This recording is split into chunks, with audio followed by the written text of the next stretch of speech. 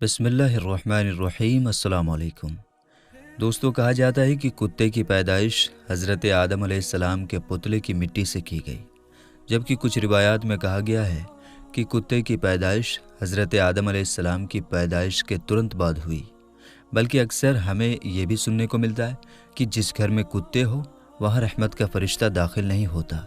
लेकिन दोस्तों, कुत्ते का ज़िक्र मुक़द्दस किताब कुरान पाक में भी आया है और कहा जाता है कि दुनिया का वो अकेला जानवर जो जन्नत में जाएगा वो जानवर कुत्ता ही होगा।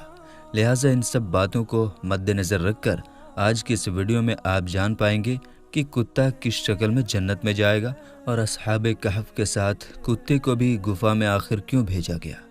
हज़रत आदम अलैहिस्सलाम की पैदाइश के तुरंत बाद कुत्ते को पैदा करने की वजह क्या बनी थी।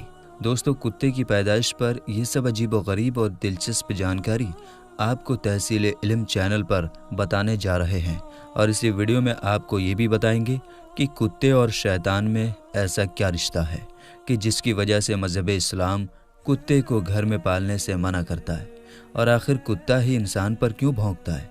दोस्तों, सबसे पहले तो ये जान लीजिए कि जिस घर में कुत्ता हो तो उस घर में रहमत का फ़रिश्ता क्यों दाखिल नहीं होता।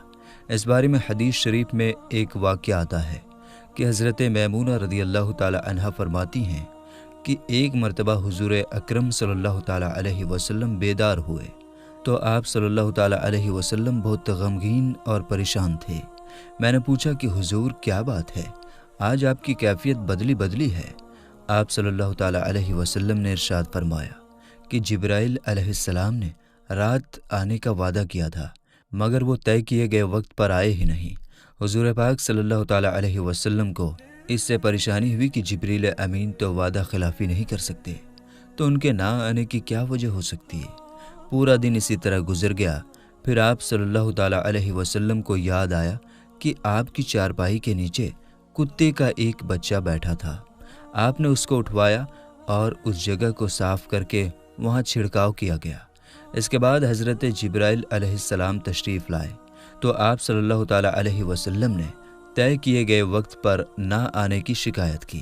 तो हज़रत जिब्राइल अलैहिस्सलाम ने अर्ज़ किया, या रसूलल्लाह सल्लल्लाहु ताला अलैहि वसल्लम, आपकी चारपाई के नीचे कुत्ता बैठा था और हम उस घर में दाखिल नहीं होते जिसमें कुत्ता या तस्वीर हो। बल्कि एक और हदीस में यूँ मिलता है कि हुज़ूर सल्लल्लाहु ताला अलैहि वसल्लम ने इरशाद फरमाया, जो शख्स शिकार या रेवड़ की हिफाजत या खेती की हिफाजत के अलावा कुत्ता पालता है तो उसके अज्र से एक किरात कम किया जाता है। तो दोस्तों, साबित हुआ कि घर में फरिश्तों के दाखिल ना होने और बर्तन नापाक करने और दूसरी बहुत सी वजूहात पर कुत्ता घर में रखने से मना किया गया है। जब घर में कुत्ता पाला हुआ होता है तो वो घर वालों की बेखबरी में खाने पीने के बर्तन वगैरह में मुंह डालता रहता है और जाहिर है घर वाले चूँकि बेखबर होते हैं इसलिए वो इन बर्तनों को धोए मांजे बगैर उनमें खाते पीते हैं। लेकिन मज़हब इस्लाम ने सिर्फ 3 सूरतों में कुत्ता रखने की इजाज़त दी है, यानी शिकार, खेती बाड़ी या जानवरों की हिफाजत के लिए कुत्ता पाला जा सकता है। दोस्तों, कुत्ते की पैदाइश के बारे में ये भी जान लीजिए कि मज़हब की पुरानी किताबों में लिखा है कि इब्लीस यानी शैतान जिन था और अल्लाह ताला ने उसकी इबादत के बाइस उसे फरिश्तों में शामिल कर लिया था और उसे उनका सरदार बना दिया था। उसके बाद उसकी रियासत का सिलसिला जारी रहा। इस कायनात का कोई ऐसा चप्पा या कोई ऐसा टुकड़ा नहीं था जिस पर इब्लीस ने सजदा ना किया हो। ये उन सजदों, उन रियासतों और उन इबादत का नतीजा था कि अल्लाह ताला ने इब्लीस को फरिश्तों का सरदार बनाया। लेकिन फिर शैतान गुरूर का शिकार हुआ और उसने मिट्टी के पुतले यानी हज़रत आदम अलैहिस्सलाम को सजदा करने से इनकार कर दिया। जब अल्लाह ताला ने आदम अलैहिस्सलाम को मिट्टी से बनाया तो सबको कहा कि इनको सजदा किया जाए, लेकिन इब्लीस के अंदर एक गुरूर था। उसने कहा कि मैं आग से बना हूँ, ये मिट्टी से बना है, मैं इसे क्यों सजदा करूँ। उसने सजदा करने से इनकार कर दिया और यहाँ से अच्छाई और बुराई की ताकतों के बीच जंग शुरू हो गया। पुराने सहायक ने लिखा है कि जब शैतान को हज़रत आदम अलैहिस्सलाम को सजदा करने का हुक्म दिया गया तो उसने हज़रत आदम अलैहिस्सलाम पर हकारत से थूक दिया था।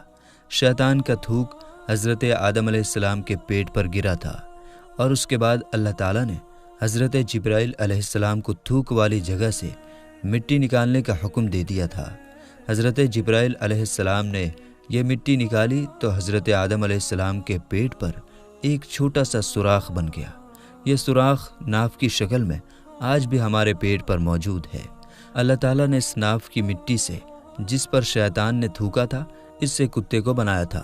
دوستو، کتے کی پیدائش کے بارے میں دوسری روایات یہ بھی ملتی ہے کہ جب حضرت آدم علیہ السلام اور حضرت اماں حوا سلام اللہ علیہا کو اللہ تبارک و تعالیٰ نے زمین پر بھیجا تو شیطان نے زمینی درندوں کو ورگلایا کہ وہ ان دونوں کو کھا جائیں، تو تب اللہ تبارک و تعالیٰ نے کتے کو پیدا کیا، جس نے آدم علیہ السلام اور حضرت حوا سلام اللہ علیہا کی ان درندوں سے حفاظت فرمائی۔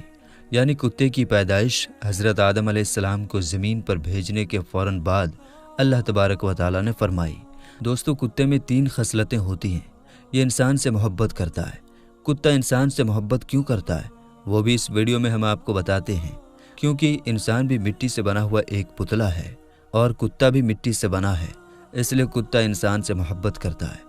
کتے کے بارے میں اگر آپ کو یہ بتایا جائے کہ یہ رات کو کیوں جاگتا ہے تو اس کی وجہ یہ ہے کہ مٹی کو حضرت جبرائیل علیہ السلام کے ہاتھ لگے تھے۔ اور ہاں، کتا انسان پر بھونکتا ہے۔ یہ انسان پر کیوں بھونکتا ہے؟ اس کی وجہ یہ ہے کہ اس کی مٹی میں شیطان کا تھوک ملا ہوا ہے، اور کتا دنیا کا وہ اکیلا جانور ہے جو شیطان کو دیکھ سکتا ہے۔ شاید یہی وجہ ہے کہ رات کے اندھیرے میں جب شیطانوں کے قافلہ آسمان سے اترتے ہیں تو کتے اوپر دیکھ کر ایک خوفناک آواز نکالتے ہیں۔ دوستو، غیر مسلم قومیں، خاص کر یورپ میں تو اب کتے کو گھر کا ایک ویکتی سمجھا جاتا ہے۔ جن عورتوں نے یہاں کتے پالے ہوتے ہیں تو وہ کہتی ہیں کہ اگر تمہیں مجھ سے محبت ہے تو میرے کتے سے بھی محبت کرنا ہوگی۔ یہاں تک کہ یورپ میں کتوں سے محبت اب حرام کاریوں میں بدل چکی ہے۔ بس یہ بات یاد رکھیے، کتا چاہے کتنا ہی وفادار کیوں نہ ہو، اگر آپ نے کھیتی کی حفاظت، شکار یا اپنے جانوروں کے ریوڑ کی حفاظت کے لیے نہیں پالا تو پھر روزانہ آپ کے اجر سے 1 قرات کم کیا جائے گا۔ اور یہ بھی یاد رکھیں کہ حضور اکرم صلی اللہ تعالیٰ علیہ وسلم نے 1 قرات کو احد پہاڑ سے تشبیہ دی ہے۔ اب آپ خود اندازہ کر لیجئے کہ کس طرح اجر آپ روزانہ گوا رہے ہیں۔ اللہ تبارک و تعالیٰ نے سورۃ اعراف میں بلم بن باورہ، جو کہ ایک نیک اور عابد شخص تھا، پھر اس نے نفس کی لذت اور دنیا پرستی کے کام شروع کیے، تو پھر اللہ تعالیٰ نے اس کو کتے سے تشبیہ دی ہے، اور وہ روز قیامت کتے کی شکل میں دوزخ میں داخل ہوگا، اور اصحاب کہف کا کتا بلم بن باورہ کی شکل میں جنت میں جائے گا۔ اور حضور اکرم صلی اللہ تعالیٰ علیہ وسلم نے کالے کتے کو شیطان کہا ہے، بلکہ ماہر ڈاکٹروں کے مطابق ناپاک جانوروں کو پالنا بیماریوں کی وجہ بنتا ہے۔ خطرناک کیٹاڑو اور بیماریاں جانوروں سے انسانوں میں چلی جاتی ہیں۔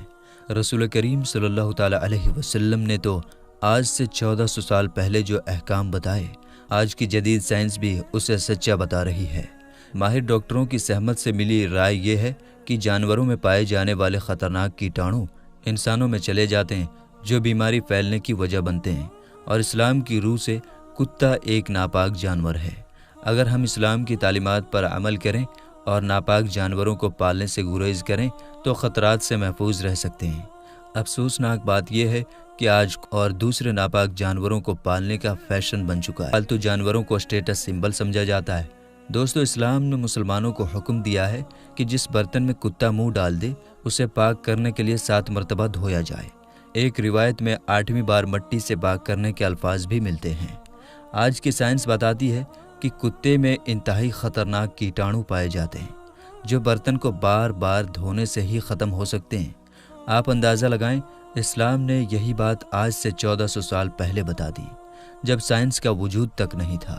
ہمیں سمجھ جانا چاہیے کہ اللہ کے پیارے نبی صلی اللہ تعالیٰ علیہ وسلم نے جو احکام ہمیں دیے، انسانیت کی بھلائی اسے مان لینے میں ہے۔ اس کے مقابلے میں عقل کے گھوڑے دوڑا کر دلائل دینے سے گریز کرنا چاہیے۔ ایک انگریز ڈاکٹر نے اس پانی کی جس میں کتے نے منہ ڈالا تھا خوردبین کے ذریعے پتہ کی تو اسے پتہ چلا کہ اس پانی میں کتے کے لعاب یعنی لار سے جو کیٹاڑو آ جاتے ہیں وہ مٹی کے سوا کسی اور چیز سے نہیں مرتے، کیونکہ مٹی میں نوشادر زیادہ مقدار میں ہوتا ہے جو اور کسی چیز میں نہیں ہوتا، اور یہ کتے کے لار میں پائے جانے والے تمام کیٹاڑوؤں کو ختم کرنے کے لیے کافی ہوتا ہے۔ اس لیے نبی اکرم صلی اللہ تعالیٰ علیہ وسلم نے مٹی کا نام لیا، تاکہ بازاروں میں نوشادر تلاش کرنا نہ پڑے۔ اسی طرح ایک فرانسیسی ڈاکٹر اور اس کی ڈاکٹر بیٹی مصر میں مقیم تھے۔ جب باپ نے یہ حدیث پڑھی تو فوری طور پر کتے کے سامنے ایک برتن میں پانی رکھ دیا۔ جب وہ اس کو پی چکا تو انہوں نے خوردبین سے دیکھا کہ اس میں کیٹاڑو موجود تھے۔ پانی گرا کر کئی بار دھویا گیا مگر ہر بار کیٹاڑو برتن میں موجود تھے۔ جب مٹی سے مانجا گیا اور پھر دھو کر خوردبین میں چیک کیا تو کیٹاڑو نہ صرف بالکل ختم ہو گئے تھے بلکہ برتن بھی پوری طرح پاک و صاف ہو گیا تھا۔ اس پر دونوں باپ بیٹی مسلمان ہو گئے۔ دوستو، قرآن پاک میں اصحاب کہف کا تذکرہ ملتا ہے۔ جہاں ان کے کتے کا ذکر آیا ہے وہاں امام قرطبی نے لکھا ہے کہ اس شریعت میں کتے پالنے کی اجازت ہوگی، اس لیے انہوں نے کتا ساتھ لیا ہوگا یا کسی کی بکریوں کی حفاظت کے لیے تھا۔ اور فروعی احکام میں ایسا ہوتا رہتا ہے کہ مختلف شریعتوں میں فروعی احکام مختلف دیے گئے۔ بہرحال اصحاب کہف کے واقعے سے کتے کو پالنے کے جواز پر استدلال کرنا درست نہ ہوگا۔ اس طرح مفسرین اکرام نے جہاں اصحاب کہف کا ذکر کیا ہے تو وہاں اس بات کی بھی وضاحت فرمائی ہے کہ اصحاب کہف کا کتا صلح کے ساتھ رہا۔ اس کی برکت سے اللہ پاک نے قرآن مجید میں اس کا ذکر فرما دیا۔ یہ اس کتے کی جزوی فضیلت تھی۔ اصحاب کہف کے کتے سے مطلقاً کتے کی فضیلت پر استدلال کرنا درست نہیں۔ دوستو، یہاں قابل غور بات یہ ہے کہ اللہ تعالیٰ اور اس کے رسول کریم صلی اللہ تعالیٰ علیہ وسلم نے انسانوں کے لیے جو احکام بنائے ہیں وہ ہر لحاظ سے انسانوں کے لیے مفید ہے۔ ایک مسلمان کے لیے یہ بات کافی ہونی چاہیے کہ اللہ تعالیٰ نے اس کام سے رکنے کا حکم دیا ہے، کیونکہ ایک مومن کی شان یہ ہے کہ اللہ تعالیٰ کے نبی صلی اللہ تعالیٰ علیہ وسلم نے جس کام کو کرنے کا حکم دیا ہے وہ کرے اور جس کام سے منع کیا ہے اس سے رک جائے۔ اس کا نام اطاعت ہے اور اس سے انحراف نافرمانی کہلاتا ہے۔ اگر ہم عقل اور محض شوق کی بنیاد پر وہ کام کرنا شروع کر دیں گے جس سے منع کیا گیا ہے تو اس کا نتیجہ سوائے نقصان کے کچھ نہیں ہوگا۔ اللہ تبارک و تعالیٰ سے دعا ہے کہ اللہ تعالیٰ ہمیں حضور نبی کریم صلی اللہ تعالیٰ علیہ وسلم کے بتائے ہوئے طریقے کے مطابق زندگی گزارنے کی توفیق عطا فرمائے اور اللہ تعالیٰ ہمیں پاک صاف رہنے والا بنائے اور اللہ تعالیٰ ہمیں ناپاکی اور گندگی سے محفوظ رکھے۔ آمین یا رب العالمین۔